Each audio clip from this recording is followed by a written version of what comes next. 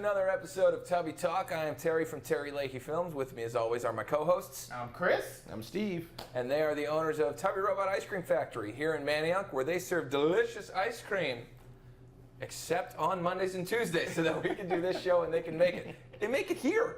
It's not like brought in. They make it here in that room over there. But that's not why you're here. You're here to talk about video games, like we always do every week, at least when Terry makes the edits on time. So this week, Chris came to us with an idea, so I'm going to let him cue it up. Yeah, I was thinking a lot this weekend and going back over my childhood, and you have games growing up that you love, and they are very formative, and you're like, this is amazing, it looks incredible. And then you grow up, 20 years later, you go back, you play it, and maybe it's not as good as you remember. Maybe your memories were tarnished by what is real.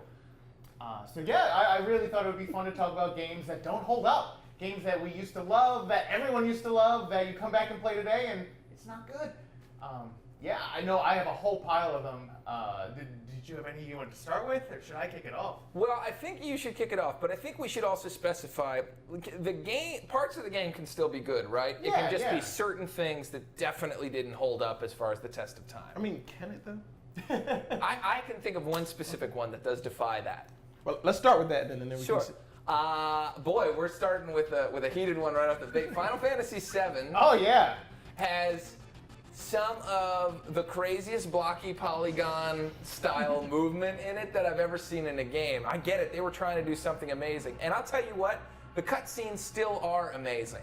And some of during the actual fighting sequences, that's great too. But the walking around stuff with a giant oversized head on this little blocky body just doesn't hold up anymore. Yeah, the low poly work in that was surprisingly bad going back. Like you can look at other games from that era and they worked with the 10 polygons to make it look, vaguely, humanoid. Yeah. But then it was literally like a rectangular leg down to a block of a foot. With hair that's just like one triangle, Yep. and not even like an expanded triangle, just like triangle, triangle, triangle, triangle, which looks like modern hair, let's be honest. But I remember distinctly sitting in the movie theater seeing the first trailer for that game was in theaters. Oh, like wow. that's how big a deal these advanced graphics were and whatnot. But 1997, sorry.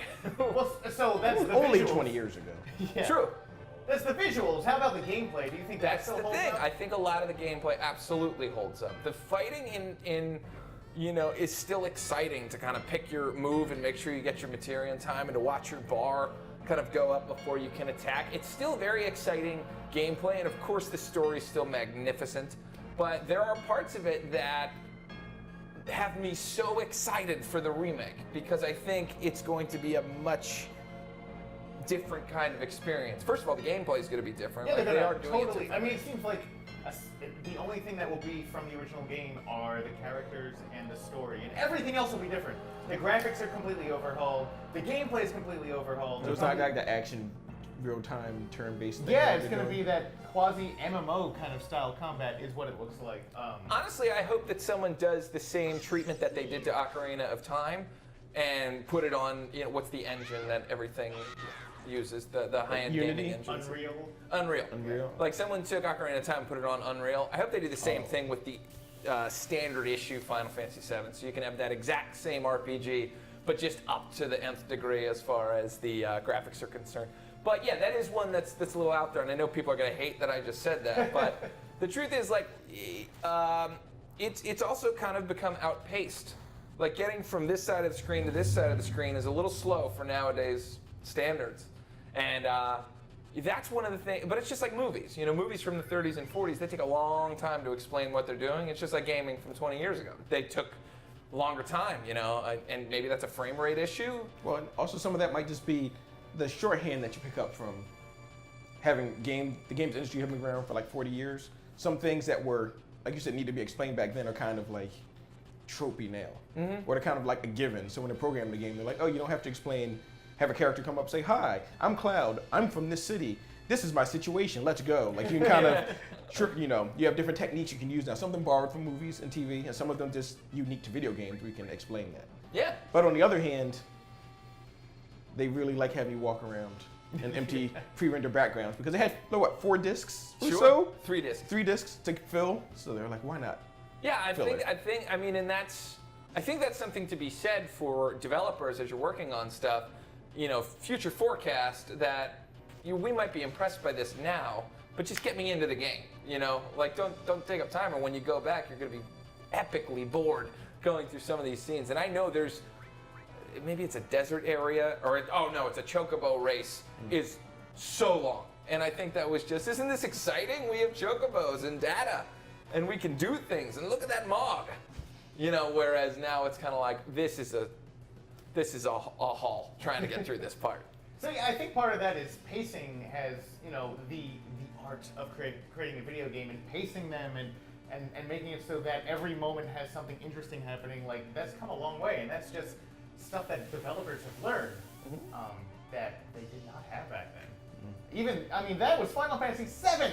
That was 6 games before that, and there was still a lot to learn. And they're on, 15 now, and some things they've learned, some things they haven't, from what I understand. Yeah. Like, there's a lot of driving sequences with banter, which I guess is better than no banter, just walking or just riding a chocobo for 10 minutes. But Yeah. Yeah. Maybe. I haven't played either of them, so I don't know. Yeah, it's just hearsay. But it does bring up an interesting point in gaming, which is when we made the first jump into 3D. Yeah. I think a lot of this talk today is going to be stuff from the early days of 3D, which Yes. has, in my opinion, aged really bad. Not just from a graphics standpoint, but from a gameplay standpoint, because just pumping out those polygons back then took a lot more horsepower than they had. Yeah. And I would jump in quite contentiously again into the N64 realm, because there's a lot of games that are beloved back then that I loved, and I go back to now, and I'm like, how did we play this? And the first one that comes to mind that we've all discussed a little bit already is Goldeneye. Yep. Goldeneye 007. We all played that game a lot. Yeah, we, like everyone did. We had inter-dorm competitions or inter-club competitions. Where you just brought your friends over and got, tons of Mountain Dew and beer and just tried to play Goldeneye when you were drunk. And it didn't work as well as it did when you were sober, but it was more fun, arguably. But then about 3 years ago or so, we tried to play Goldeneye. Yes. You even had a CRT to play it on and everything. Yup. Used my classic CRT, and it's just a swampy mess. Yeah. I have memories of this game that are like this fast, fluid, undercover Visually thing. distinct. Yeah, visually distinct. Just like these epic battles we used to have back and forth, and it would take 15 minutes to kill one dude. And look, it's really Pierce Brosnan. Yeah, look how real. How are video games going to get any better than this? Like, they put the photo of his face on the polygon. It looks amazing. And then so we load up the game, pick a multiplayer map. I forget which one it was. It was the one that looked like it's complex. And we could not tell where the wall started and the character's arm and the gun began, ended. So the game is swampy enough, in one-player mode, in the campaign, I was like, oh, this is kind of clunky, it sort of works, we're running at 15 frames a second, it's really choppy, but I can kind of make things out. Then you jump to multiplayer, where it's doing that ×4. Yeah. You got this tiny section of the screen. It looked like a Picasso painting, a lost Picasso that he poured dirty water on or something. You're dropping down to 5 frames a second, so every movement you take is just this choppy. And we're trying to aim reticules on this. Yeah, and it was just a little red one too. Yeah. There wasn't an outline or a scope. It was very, very simple. But for me, the thing I remember about that game is just getting into a slap fight, and it was like this. Yeah. Slap. Just straight line slapping, and boy. You don't realize how much until you go back is how much auto aim is in that game, especially in multiplayer. You traditionally have to aim manually by holding down the R button. It would bring up the reticule. Oh, yeah. But in multiplayer mode, you wouldn't often have time to do that. You were trying to kill someone as fast as possible. So you could look up and down with the C stick, the C buttons up and down, but it was slow. So the game developers put this wicked auto aim on, where it's a quarter of the center of the screen. If the enemy's anywhere in there, the gun will find them. Yeah. And the golden gun and the laser, you had to get those two. Moonraker beam, right? But listen to that. Do you know the weapons of any of the other games that have come out in the past 30? Well, that was 20 years ago. Yeah. And I can still remember a bunch of the guns that were in that game. Yes. The Davistel. Yeah, I mean, that speaks to how much we played it. Yeah. And the Walther, what was it, PP7? And I think it was a 1911. PP7 silencer. The Clob, which was named after Ken Lobb, who was... Yeah, it wasn't Real Gun, it was one of the developers. Yeah, it was one of the developers' names. The other ones were real guns as far as I understand. The Scorpion Fire, rocket launcher. Yeah. Maybe not that one. But hundreds of hours went into this game, and you know, we thought it was the greatest thing in the world. Like, go on an old message board for like Goldeneye or N64. It is all you will see. It's all anybody played, like over and over and over. Now, you know, other than Doom, that was really all you had, right, for first-person shooters? Yeah, you had Quake on PC, and it was right. on Dreamcast. We were talking about recently, actually. Was it on N64? Was there a Quake? There wasn't multiplayer, but was there a single-player Quake? There was. I know at least Quake 2 was on it. I don't know about Quake 1. But yeah, people were getting into Counter-Strike and things like that on computer too, like all that kind of stuff. You had all your Duke Nukem, your Heretic, your Hexen. There was a lot of PC first-person shooters that blossomed right after Doom, the Doom clone kind of phase. But on consoles, this was the first first-person shooter that really captivated people, and it tied in a movie, which most games that tied in a movie were horrible. That's right. It was a serviceable movie tie-in game. Best you could ask for. Best you could still ask for, actually. Yeah. And then the development team went and made a spiritual successor in Perfect Dark. Mm-hmm. Also on the N64. Equally as incomprehensible. Yep. It was even more incomprehensible. The plot involved aliens and things crashing into Egypt. And Lord only knows, like, I played that game a couple times. I have no idea what happened in it. And did it use the power pack, the add-on? The power pack? Oh, yeah, you had to use the expansion pack. Expansion pack, Yeah, and that was supposed to help improve the frame rate. It did not. What they did was, well, this lets us shove more effects into the game. So they shoved more effects and slightly more complex geometry. The same terrible frame rate. I mean, there was a gun that let you scope through walls and snipe things through walls. It homed in on you, too. Oh, it did? I forgot about that. So you would hold down the R button, and it would find people through walls, and you would pull the trigger, and they would die. Did they? Yeah. And they remade that game, right? There is a Perfect Dark on They Xbox? They did a sequel or a prequel. I think it's Perfect Dark Zero, so it must have been a prequel. And they did do a remaster eventually. I didn't play. Yeah, that was also on Xbox 360. That looked less muddy, but it still didn't look great. So, I mean, the game played at 60 frames per second with like a high resolution would probably be pretty fun and playable. I mean, the games, there was a lot of fun stuff in them. Like we were talking about these weapons. The weapons were unique. The stages were interesting. The gameplay was fun. But the technology doesn't let that come through. Like, the technology is seriously holding those games back. And if you go and play them on the original system, on an original television, it still looks bad. Speaking of that, the N64 controller itself, I would say, is a problem. Yeah, that didn't hold up at all. Yeah, it's got a lot of defenders out there, but they evolved for a reason. Like, that was a great idea. It was the first analog stick in a home console, and they moved it. And then now they were like, well, one of the issues was for new people, whenever you showed them that controller, they're like, how do I hold this? Well, you remember, it had a trick. Yeah, there were multiple ways to hold it. Yeah. There were multiple ways to hold it, but to a new person, uninitiated, you hand them this thing with 3 prongs, and they're like, what do I do? So, Terry, how did you hold the N64 controller? Out on the sides, because I wasn't much of a first-person shooter guy. So all my games, I would reach across for the stick. Yeah. Oh my God. Yeah, same with me. Wait, from the leftmost. From the left, yeah. Yeah. You play Goldeneye with your thumb reaching around. Kind of like this. It's the only way I could play it. If I tried to play it from the middle, my thumb did not have muscle memory to move that stick from right next to it. My thumb would hurt after playing the N64 too. That's the reason you guys both have a lot better reason to hate that controller than I do. Yeah. I held the middle stick for a middle game, and that is comfortable. How to use the L button. How did you change? You don't need the L button. Not in that game, in other games. In other games, you can't just change the way you hold a controller. There's only one way for always. It's from the outside. However I held it for Mario 64, Are you serious? that's how I held it forever. You held it with Mario 64 on the outside? Yeah, what? How is he supposed to hold the thing? You hold the middle and the right. Then why'd they put a left? They put it there for games that needed a D-pad. And that was not one. Drastically. I can't believe this is something people did. Like, I can't believe you enjoyed playing the system. I didn't. Yeah, it was very much a play for an hour and then stop because, yeah. It would be so painful. Yeah, you know it's painful blasting a hole in your hand playing Mario Party with trying to put the sticker on. How did you touch the Z button? With my index finger, yeah. Oh, we were Yeah, I use the D-pad and Z No, button. I went right. Z and L, This depending on was which one I just needed. for pushing the stick.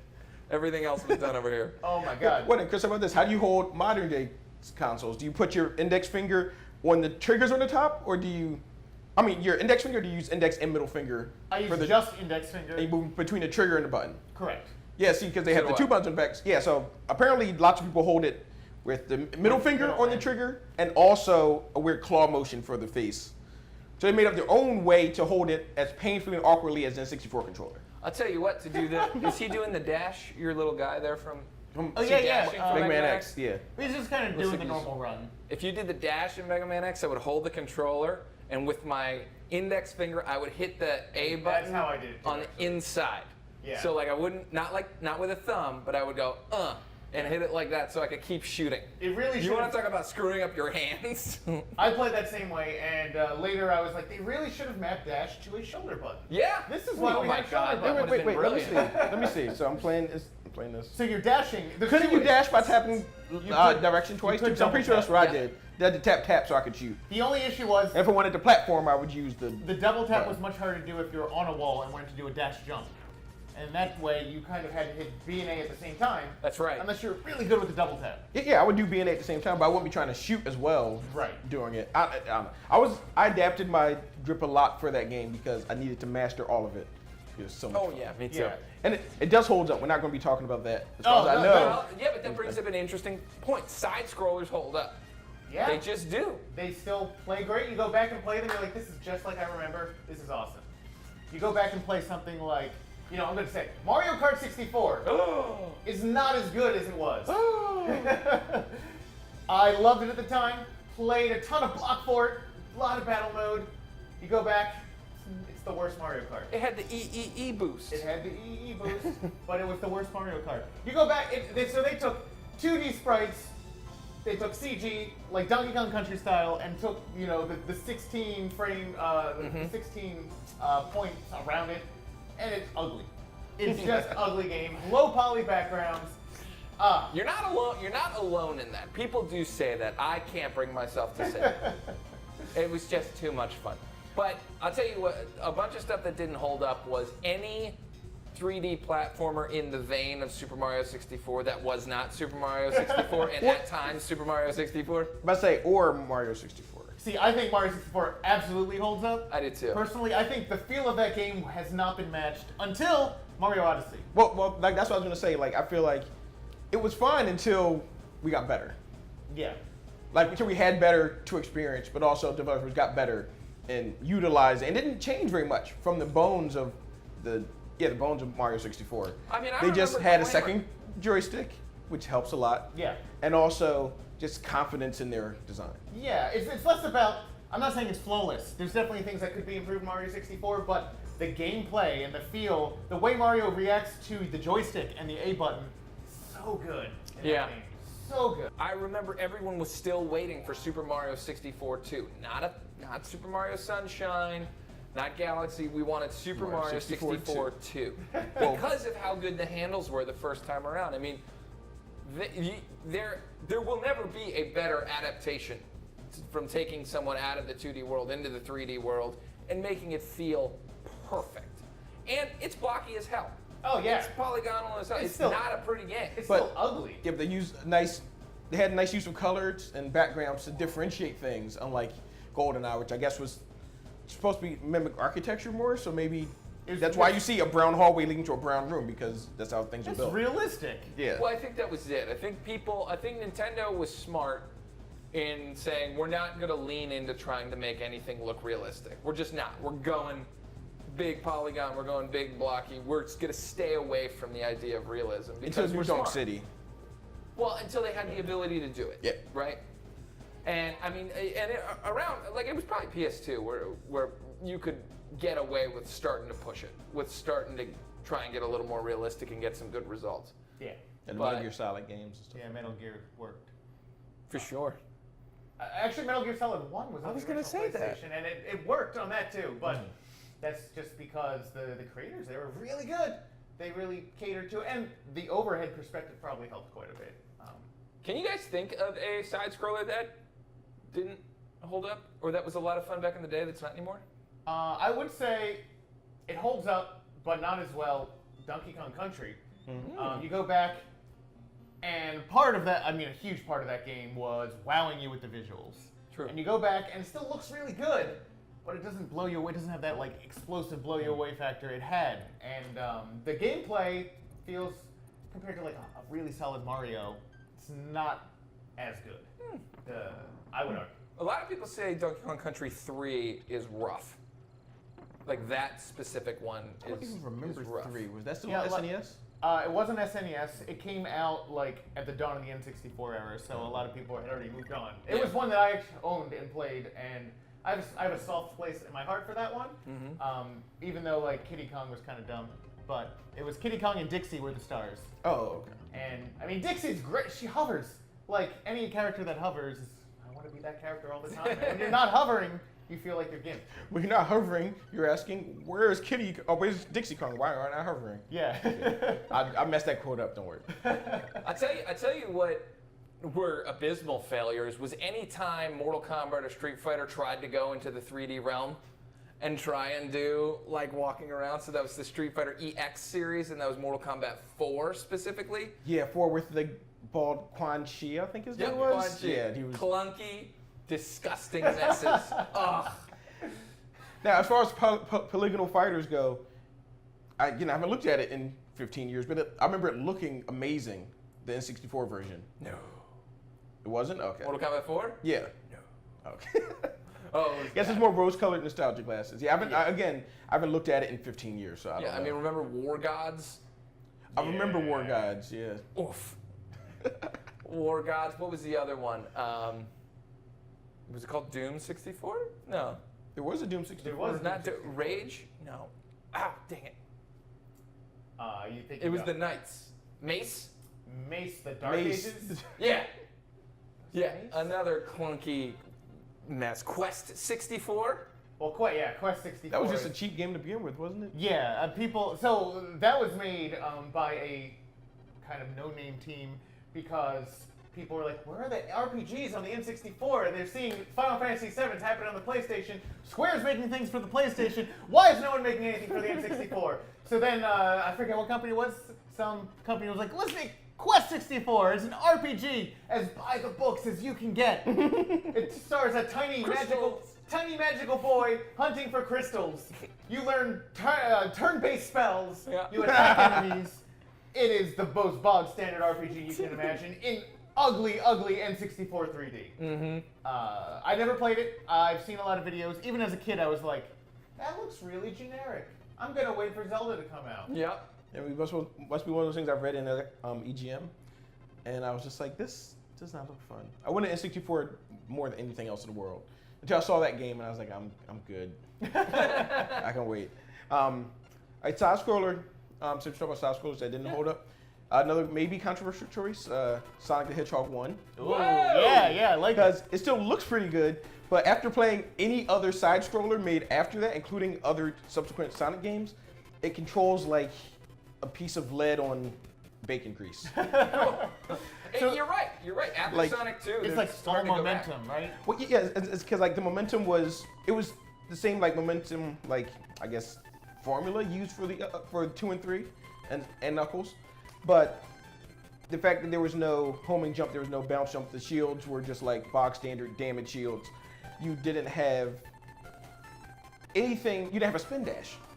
That's true. I don't even think you could duck down into a ball while you were running. I think you had to get enough speed and hit a loop to curl up. Otherwise, you're just upright Sonic running, and that's the worst way for Sonic to run. But it was just like, after playing the other ones, even Sonic 4, which was done very poorly, and it had terrible physics, but it just felt much more like a competent platformer, because you could do things other than run left and right. But yeah, Sonic 1, I tried to play it on emulator a couple months ago, and it was rough. Oh wow, that's fascinating. And this was someone who's played the game backwards and forwards and used debug mode all the time for years, because it was one of the only games I had for Genesis, and then it killed a little piece of like little Steve inside when I played that. And it was just like, oh no. you wasted 6 years of your life playing this game. That's rough. I mean, there were lots of those, like, I mean, geez, I played Killer Instinct on the Game Boy. Oh, man. oh. Finish it. I remember a car ride doing it and had a great time. You can't see anything You can't in it. see anything. It's green mush now. Like I have no idea how we did it. Now, have you gone back and played it on original Game Boy at all? Yes. Yeah. How did we play the original Game Boy? I don't know. You go back and look at that, and This it really, motion blurry mess. it's so blurry. Do any of you guys wear glasses? No. I don't. I don't either. So we were doing something right. Yeah. I have like 20/30 vision last I got to check, so I blame the Game Boy for giving me great vision. Honestly. Just like staring at. I remember like Speaking of Donkey Kong Country, Donkey Kong Land. Donkey Kong. Yeah, that came to mind right away too, because it's like, hey, the awesome visuals of the Super Nintendo. Let's just squish that down to 4 shades of green. And horrible motion blur, and the character takes up 1/6 of the screen. It's rough. I mean, it does play just like the the Super Nintendo game, but you can't. The scrolling of those backgrounds makes you sick. It makes you very sick. By the way, play just Donkey Kong 1994. Oh, that Yeah, game, it's great. That game's Wonderful. amazing. They re-released that not too long ago on 3DS. Well, isn't the Mario versus Donkey Kong series based on that game? It's based loosely on that. It's based on premise, but the gameplay is totally different. Oh, is like it? a lot of those are based on more like Lemmings almost. Remember where- doing the handstand? Yeah, that's where the handstand came from. All of You're a right. lot of Mario 64 moves came from that game. Oh my The god. the side jump, The it's from triple that game. jump. The triple jumps from that game. Oh my god. All of Mario's extended jumps came from Donkey Kong 94. If you haven't played Donkey Kong 94, Fine, play you can it. play it. I'm almost certain it's out on Switch. And so I don't think it's on Switch. It's not on Switch. But 3DS definitely has a It's copy on because 3DS. I think That would I think be it even great came to with. up-res. Yeah, I mean, if you made They that did that in game pretty, 3D and even. did You it, could pull that off. You did like a Captain Toad's treasure tracker. Yeah. We have like set paths, so you're not true 3D, but you just use the art style from Odyssey would be amazing on that. yeah, Or just the art style from New Super Mario Brothers. that would work too. You know, like You- 3D on a 2D. I would love to take that gameplay and make a new game with it. Like, it doesn't even have to be the same game, but the music in that game was great. I remember the tunes are still stuck in my head. Especially like the desk. Oh, it's good. I love that game. So definitely play that game. It's worth your time. It's worth your money, and it's a quick playthrough. Like you can beat that game solidly in 3-4 hours, and you'll love all of them. It's so good. It's just like now Donkey Kong 94. Everyone should play it. That's the new topic. Well, we talked about how the controller for N64, there were different ways to play. I still can't believe you guys did that. Oh You my had to god! when you were trying to play Glover. Did you? Oh, Glover forced you to use the D-pad. No, I just need to bring up Glover in every podcast. I've decided. Glover existed. Glover. Any of those clones. Banjo-Kazooie does not hold up. Oh. Sorry, everybody. You're gonna get some I heat mean, on that one. arguably the spiritual successor that came out a couple months ago that was kickstarted also didn't hold up. Ukulele didn't? Yeah, a lot of folks were like, this is just like the old Banjo-Kazooie games, and it's not very good. When I was 11 or 12 or whenever that came out, that was a wonderful masterpiece. I loved it so much. And I did everything. I 100% of that game. I did all Mumbo Jumbo's thing and saw the preview stuff for Tui that never paid off. Remember that? Oh yeah. There were like secrets that just never paid off, and then eventually you could like unplug Banjo-Tooie and plug in Banjo-Kazooie and complete certain parts of a quest or something like that. Anyway, the game's just a collectathon, doesn't really hold up at all. And we were talking about this off camera, but like Odyssey technically is kind of a collectathon, but not the same way. You didn't have to collect 1 million music notes in order to get a Jinjo or whatever it was. And there were still like platforming technical like feats you had to fulfill to beat the game, in lieu of collecting. Yeah. So whereas Banjo-Kazooie was just you learn how to do a thing so you can collect more. Right. I mean, there were still bosses This and gets enemies you you had through to this fight door. to get through, and they had puzzles that you had to Well, get yeah, through. because that's how games were made back then. Yeah. Like you couldn't have literally just a collectathon. It'd be like those cookie tapping apps where you keep tapping the screen, you get a cookie, you do that till you get 1 million cookies. But do you remember when it came out, people were like, this is better than Mario 64. Yeah, because it had more stuff than Mario 64, but that didn't make it, as we know, it didn't hold up as well because more is not better necessarily. Now, I will defend this game. Now, it does not have the feel of Mario 64 for sure, and I knew Right. that even as a kid. I didn't own the game as a kid. I've recently bought this game. I've been playing it on my N64 on my CRT television, and I'm like 75% of the way through. I got to get back to it. But I was like, hey, this is fun. Like, I like collecting things, going through these worlds, these wacky characters. Like, some of the stuff doesn't hold up, but I liked it. I wouldn't say it's the greatest platformer ever, better than Mario 64, but it was better than I thought it might be. Yeah. True. And again, at the time, I loved it. I absolutely loved this thing at the time, but it's hard to go back and play where there's not really, a mission. And I'm trying to think of more games like that. Oh, Spider-Man 64. Spider-Man for PlayStation. I played the hell out of that People love game. those games. Yeah, because there were like real deep cut comic things in there. You could get a Captain Universe costume. If you got the Venom suit, you never ran out of webbing. Like things like that. They were really fun, and it was like that was the first, I'm gonna say, good comic book game. And at the time, it was. Even though you had infinite webs, and who knew what you were even sticking them to the skybox in the ceiling. That's part of the charm, right? Spider-Man was also a great design choice because you don't need to see his facial features, so they got out of a real tough thing. But as soon as you run into Black Cat for the first time and her face is all messed up, but you can't go back. Oh man, speaking of which, I don't know if I think the Dreamcast Spider-Man was a different game than the other Spider-Man games. There was a Spider-Man 2. Okay, because the one on Dreamcast was just Spider-Man. You spent a lot of time in corridors, which was very controversial at the time. Yeah, like you were in buildings, running around inside of buildings. But to me, it worked perfectly because you could web off the ceiling and still do like moves. You had web moves to web up the bad guys. But it was just a much more like side-scrolling beat-em-up experience, but from in the behind-the-back 3D viewpoint, which was one of the few games to me it worked. Though I haven't played it in 20 years, it might not hold up. Yeah. But then second of all, I had Spider-Man 2099 in it as like an unlockable character, who was my favorite Spider-Man for a while. The Spider-Man game that came out on the Xbox 360 about 10 years ago also had Spider-Man 2099 Yeah, in it. In the Shadows? Yeah, that one wasn't as good though. That didn't hold up at the time. Steve, what was your first 3D game system? First 3D game system was the Dreamcast. So that was, and I would argue that's the first good 3D game system. It was great. It didn't have, the only first-person shooters it had were garbage. It was pretty much like Goldeneye. You had to hold down the trigger and use the left analog stick to aim. Yeah. But to be fair, they knew that it was going to suck going in, so they made it very simple. Right. What about Kiss Psycho Circus? I didn't play Kiss Psycho Circus. I hear very bad things about it. Yeah, but the Dreamcast, I guess you can go back to Dreamcast games and they're still fluid and fun and good. Yeah, I was playing Project Justice. It was Rival Schools 2, fighting game by Capcom, and it was in 3D. It had sidestepping and all that stuff that was in Street Fighter EX that made it, try to be hip for the time. Yeah. It just didn't work. But this was built from the ground up for it. Also had Sakura as one of the characters. Oh, it was all about like Japanese high school students fighting each other. And she was a Japanese high school student, so they were like score. But that game, it holds up. I played it about a year ago to check if my Dreamcast still worked, and I sat there and played it for 3 hours. Yeah. Where did the time go? He's got a beard. But then I also tried, what was the other game? Capcom just made a reference to it recently, Cannon Spike. Yes. It was an isometric like twin stick shooter before they were such a thing.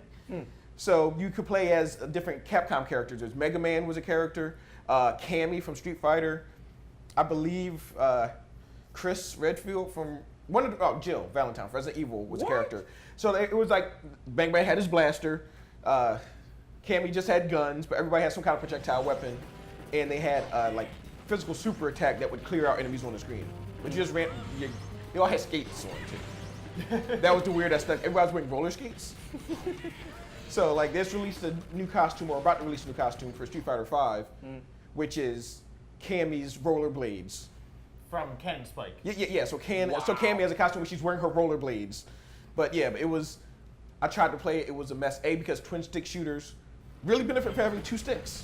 Yeah. You don't think about how much that moniker, how important that moniker is until you play a twin stick shooter with 1 stick.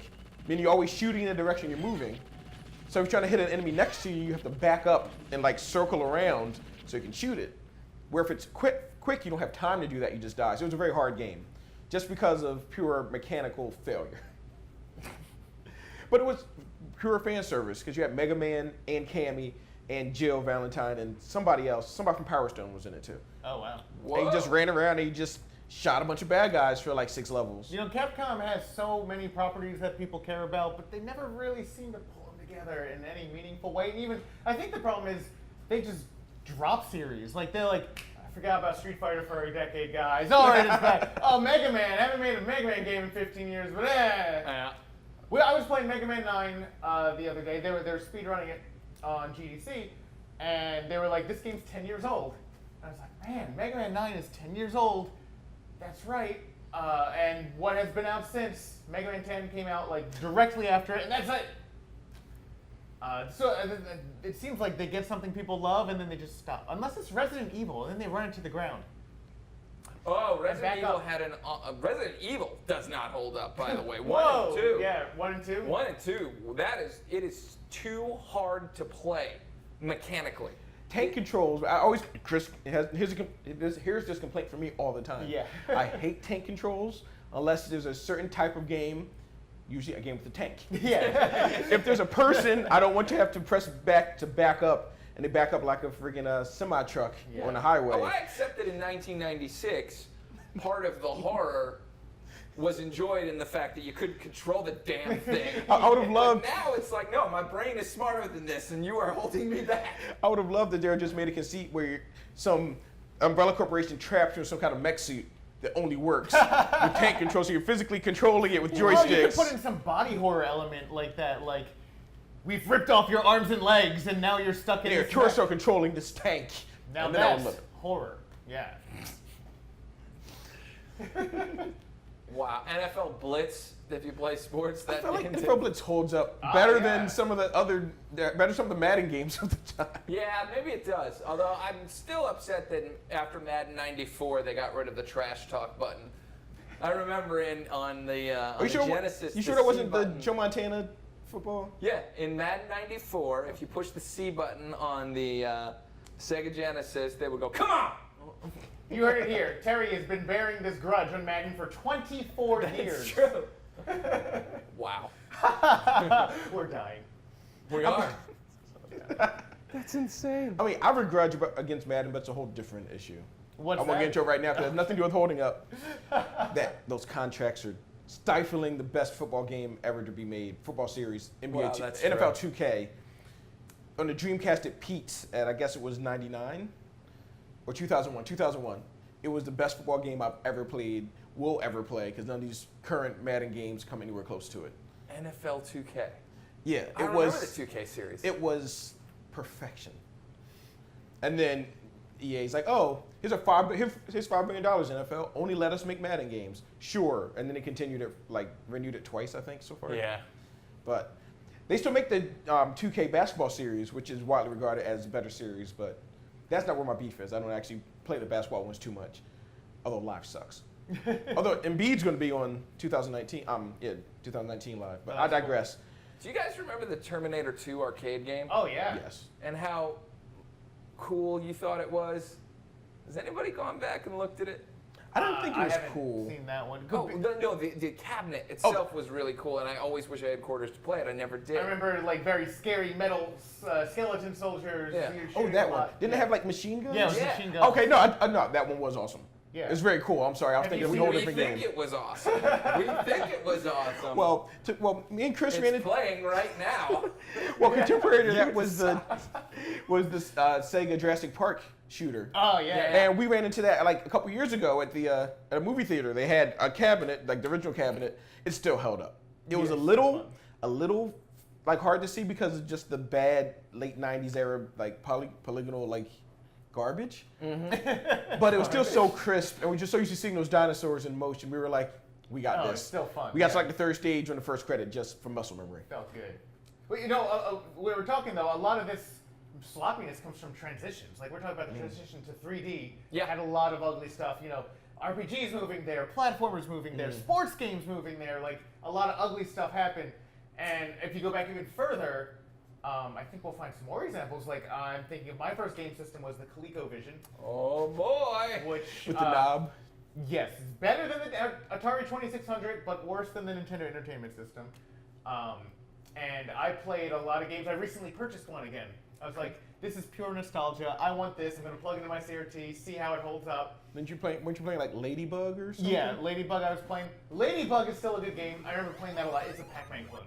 Oh, okay. It's a Pac-Man clone, but you go through walls to change the shape of the maze. All the walls are on these like pitted turns. So if you can go through it, and then it becomes perpendicular to the way it was. It's pretty cool. But a lot of the games do not hold up. And the system as a whole, the controller is flaming garbage. It is the worst controller I have ever used. It looks like a phone console. It has one knob at the top and 2 buttons on either side that are springy and hard to press. So I don't know how you're supposed to move the knob. If you put your thumb on it as an adult, it's still a little too big and stiff to move with your thumb on top. So you're like, well, maybe I need to grasp it and move it like a full-on joystick. But then you wrench it out of your own hand every time you try to move it. Does it rotate? No! So it was just a giant thumbstick. Yes. But too big for a thumb. Too big for a thumb. Well, it rotates but does nothing with the rotation. And it like clicks like you're not supposed to do it. It's like, I'm breaking it by doing this. And the button's on the side, so you have to press the buttons, you have to hold it something like that, and then you have to hold it's bad. And so as I'm playing this, I'm like, how did I do this as a kid? I played Ladybug a lot, and it didn't feel like this. It was terrible. I found out, though, that you can plug a standard Genesis controller into the console, and it just works. What? All the systems back then used the same serial port. Oh, wow. Genesis, Atari 2600, ColecoVision. You can use the same joysticks across them all. You can plug a ColecoVision into a Genesis if you hate your life. I kind of want to play Sonic like that now. To see if you can take it's not holding up to the nth degree. Yeah. With a garbage controller and a garbage game and see if you get gold out of it. Yeah, that'd be fun. But there were other games in there that I've been playing. Pitfall. Have you ever played? Yeah. God, I was thinking about that when. So Pitfall is a heralded game. It's a pioneer in a lot of ways. It's side scroller. Yes, it's very, very stiff. It's very hard to play now. It's unforgiving. I'm still enjoying it, but it is not the fast, fluid adventure game that one might expect from the box art. Yeah. Have you played Pitfall? I have, and Super Pitfall as well. Which is a fun game. Super Pitfall's a fun game. Super Pitfall. Was that one like everything was just bigger? Yeah. They just took it and they just made it.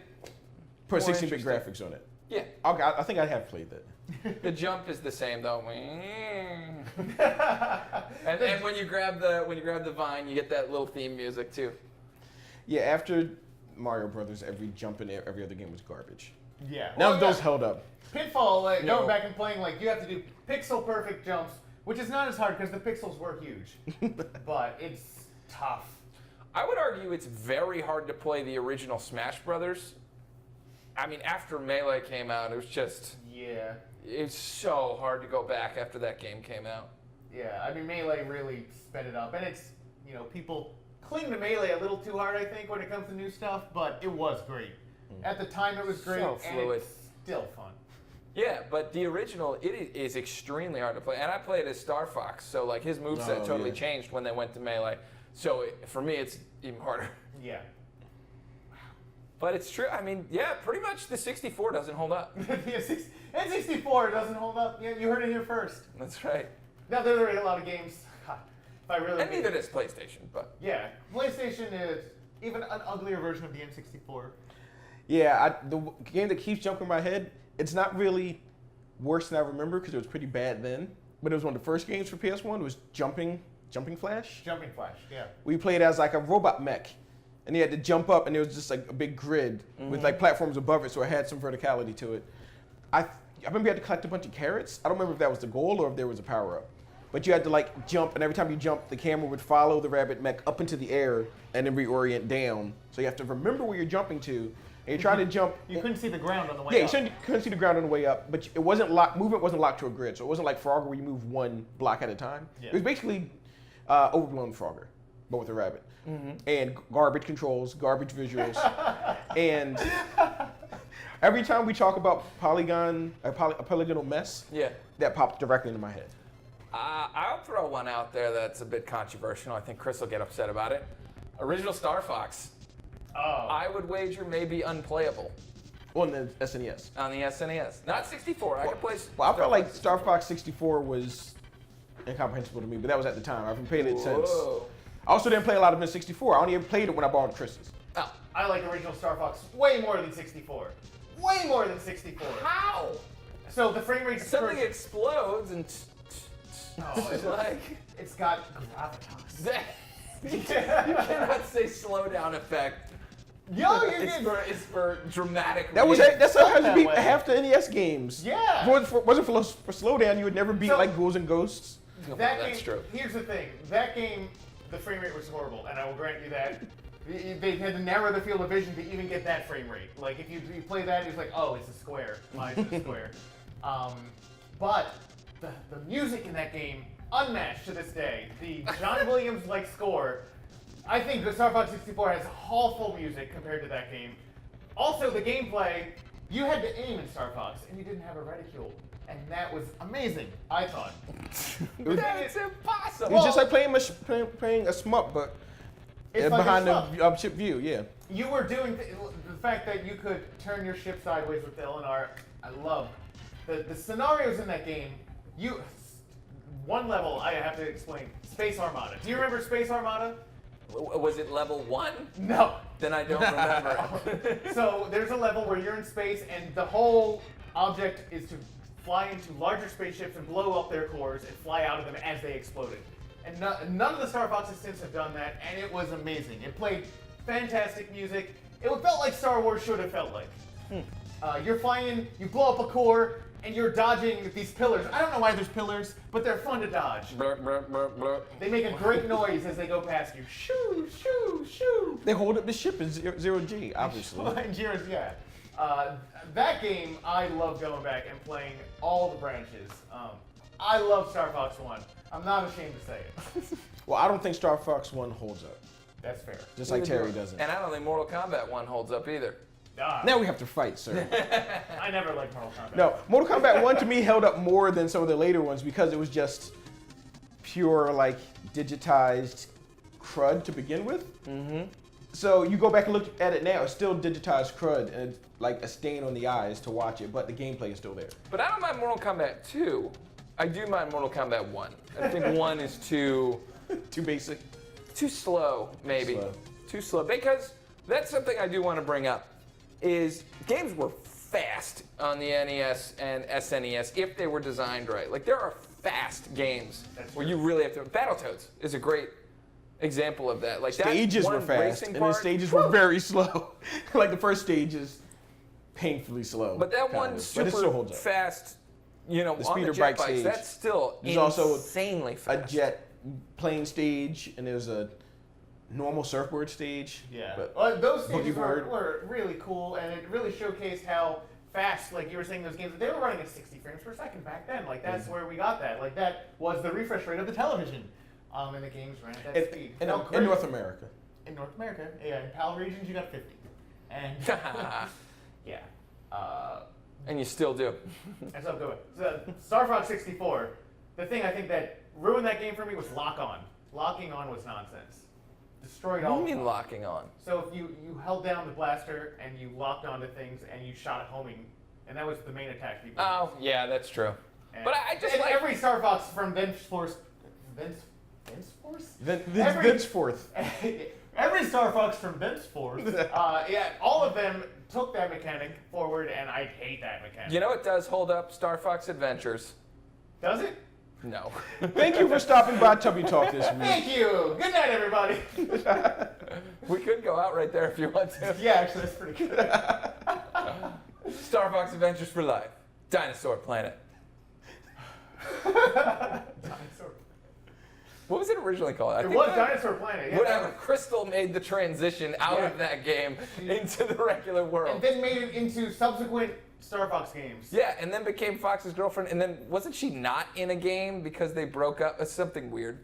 Yeah, she was. I don't think they were dating in Star Fox Zero. Why do I know this?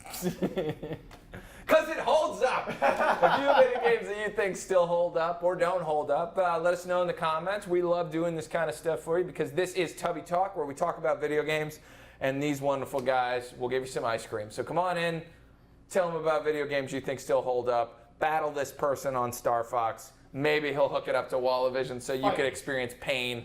Yeah. But thanks for watching the show. We appreciate it. See you guys.